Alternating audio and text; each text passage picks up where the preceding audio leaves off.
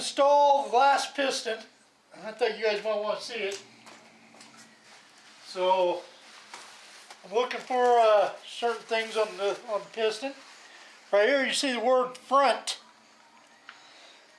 If you can see that, it's got to go to the front of the motor of the piston. You got to make sure you're not putting them in backwards. So they stamp a little word on there for you, say front. So since we know it's got to go to the front, we're going to put that there. And we're going to slide it down in there. Now that's where you got to be kind of careful, make sure you get it lined up good.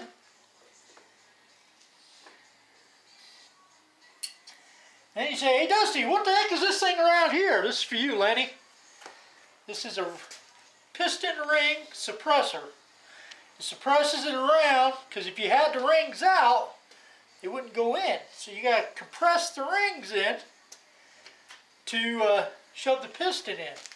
So what we're going to do now is, they say, well, what kind of special tool you take it to insert it? Well, got a little compressor and a good old-fashioned hammer. So what we're going to do is we're going to go boom, boom, boom, boom. Voila, we have a piston installed into the cylinder. Just like that. So now, as you can see, we have pistons in all 6 holes. Now I'll be torquing them up here in a little bit. That's basically how we put a piston in. So, other guys probably got different methods too. But the number one thing is make sure you get them in the right way. You know, they're pretty self-explanatory. Once you're used to it, they say front. You know, if they say back, I guess that means you go to the back of the engine, right? I've never seen one. I've seen the Cummins label was front, and a few car engines, you know, but other than that, that's about it. Pretty simple process.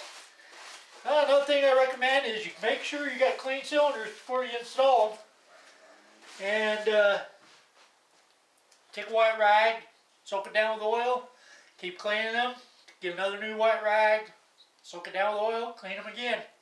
After a while you'll see no black stuff coming back out. And that's the goal that you're after. So now all we got to do left to this one is the rod cap. Now guys, what I do is you got to match up this little tab right here. Okay, there's another one on the other side of the rod. So what I'll do is I'll take a little oil, pour it in there, take this little rag here, clean it out really good, and a little bit more oil. There, it's kind of pre-lubricated. Then we just install the rod cap. So like I said, I'll match this up. Now, I'm not sure if you're going to be able to see what I'm aiming for,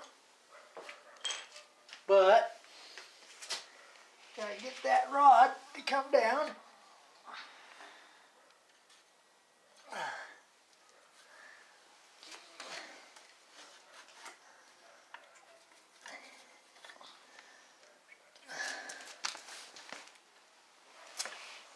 Okay,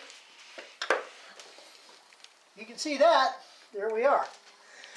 Now you want to make sure your bearing right here, you probably can't see it very well, is flush. I know it's sitting up there a little bit, so what I'll do is I'll just gently tap it like that. Yep, there it is, it's flush now. Okay. Now I'll take that cab. Remember, we're looking for that little indentation right there. See it? Okay, so we're going to slide that little, make sure it's in there. Like I said, there's only one way to put these on. That's, always take them off. The way you take them off is the way you put them back on. And in some cases, they got little tail signs like that for you. Okay. In the old days, they used to pull them off, and what they do is they stamp them before they pulled them off. They put a stamp here and a stamp here. That way you knew what side to put them back on with. And you do like 1, 1, 2, 2, you know, and it'd be on, and then you'd mark this side of the block. So, okay, well, we got our pistons in, crank in. And I gotta flip it back over and put my lifters back in. It fell out. So that's end of today's little hoorah. I'm waiting on some torque specs from another guy. And I'll see you later. Remember now, I'm putting this on YouTube. If you would, subscribe. I'm going to try to get a few things out there. Some cool things too. Okay? So later.